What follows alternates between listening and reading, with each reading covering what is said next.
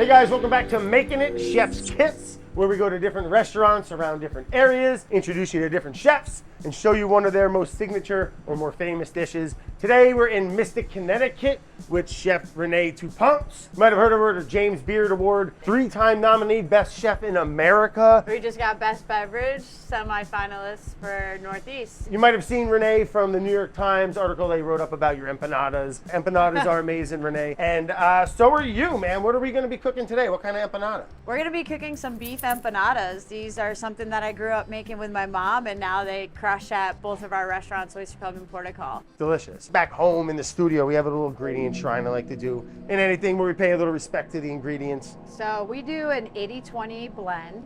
This is from Sodal Farm out in Salem. We sweat down white onions, a little bit of garlic, a little bit of jalapeno, and then we add ground beef to that mixture, and then our sazon and cilantro. We let it all sweat, marry together, seasoned with a little bit of salt, a little bit of onion powder, a little bit of Mexican oregano, and then we hit it with ají amarillo, ají panca, good splash of vinegar. Good old country splash there. And then some tomato paste. Then at the end, what we do is we just let it cook low and slow, about like 15 to 20 minutes, so that way the spices and the meat can marry together and really infuse. And then to finish, at the end, we fold in green olives. You can use Spanish olives or Castelvetrano olives, are what we use here at the restaurant because they're pretty versatile. And delicious. And delicious, and we just fold them in at the end. You can make the meat ahead, right? Right. The dough being half the battle, what's the deal with the dough? Every morning, we make a batch of it where it's literally flour, water, salt, and a little bit of butter. Simple.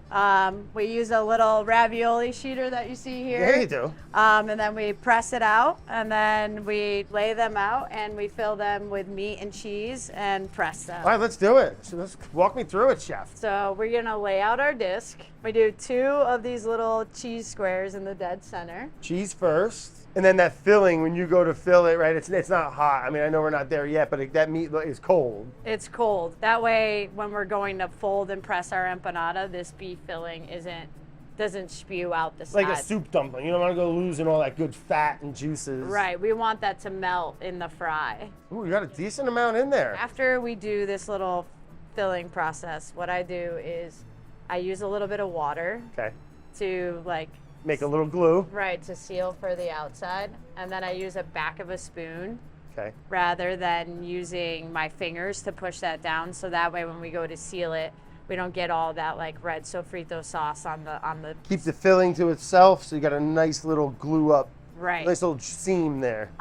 Instead of going from the bottom to the top, I work from the center, and then I go to the bottom, making like a little seal. And then I use my thumb and my pointer and press, so that way it closes, because the worst thing is when you drop an empanada and it explodes open. Yeah. So I do a little finger press to get it going. Quick question, chef. Yes. Did you wet both sides of the paper there of the empanada? I did just one. Just one, so you get a nice little stick to the. Right, because we don't want the dough to get too wet either and then get all gooey. Good tip there. Excellent. And that was it. That's it. Some restaurants, some people get fancy where they fold their dough this way. I do a fork press because that's what my mom did, and that's what we did in our house. Only on the edges, because if you go too far, you're gonna puncture and hit the pocket, and then that'll also explode on you too. Fun to do with the kids, I'd imagine. I'm gonna make these at home, Renee. Put a little bit of music on, you get the whole family involved. It's not too complex. It's like building pizzas together. All right, not the best one. That's a very noticeable Brad made.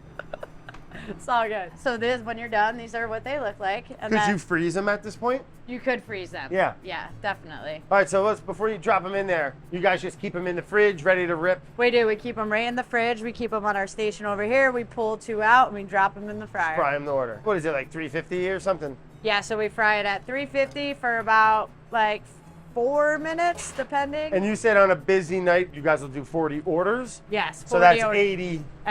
Individual empanadas. Right, because it's 2 per order, you said. Right. Wow. And then you guys' sister restaurant next door does even more empanadas. They're doing even more, yeah. They're going through 8 to 10 fish tubs a day. You guys are slowly becoming an empanada factory. I know, I gotta get a truck. You gotta get a truck. That's my next move. So you already see they're bubbling up nice. Yeah, you'll see they'll start to float. And the move that we do here is like, we'll transfer it like that. What do you do that for? Just so then I can use this basket and kind of push them down so that way the top is cooking as well. They're completely submerged under the oil. Right, you don't want them floating on top. Right. Because then you'd have to be just a nice, even, consistent fry. Correct. I'm inspired today, Renee. I want to start making empanadas at home. Yeah, and you can put anything inside of an That's empanada. what I'm saying. We've done chicken, we've done mushrooms, we've done squid. Not too wet, though. Not too wet. And then right from there, what? Right onto a little resting rack or a little... Yeah, so then right onto a sizzler. Sizzler's king, With a huh? little towel. We do a little sprinkle of our house seasoned salt. Oh, which is- proprietary. Don't go telling anybody. Yeah, I don't want to tell anybody what's going on in there. All right, I'll take 25 of them. You ever see that video? He's like, that's delicious. I'll take it. I'll take a dozen of them. It was like some guy talking to his wife. Spectacular. Give me 14 of them right now. So we're plating up here. I like this. So we do a little like half on half. Little shingle. Little shingle, yeah. Yep, hit me with that. Lots of the aioli. Like that.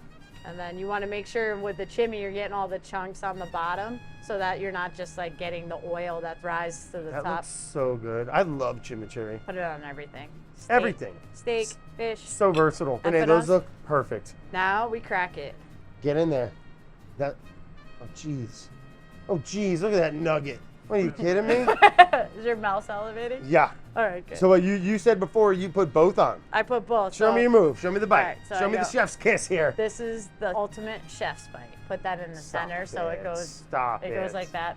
There's nothing not messy about this, right? Then you jiggle a little bit so it goes in that little pocket. That's fine. Cheers. It's gonna be hot. All Careful. right, yeah, it's Mm-hmm.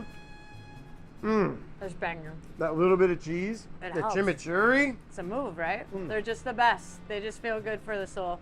I think I'm gonna cry. That bubbly crispiness on the outside. Doesn't eat real doughy, but it's just delightful. The sofrito and the base and the different chilies you put in there, and all the garlic, big green olive fan. There's so much flavor going on in it. It's like an adult Hot Pocket.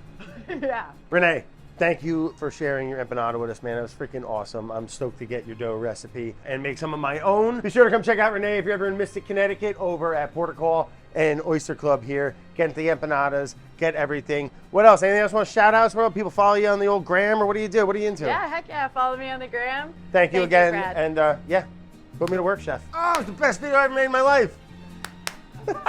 Thanks, Renee. You're the pro. Sick. What's all the hype? What is all the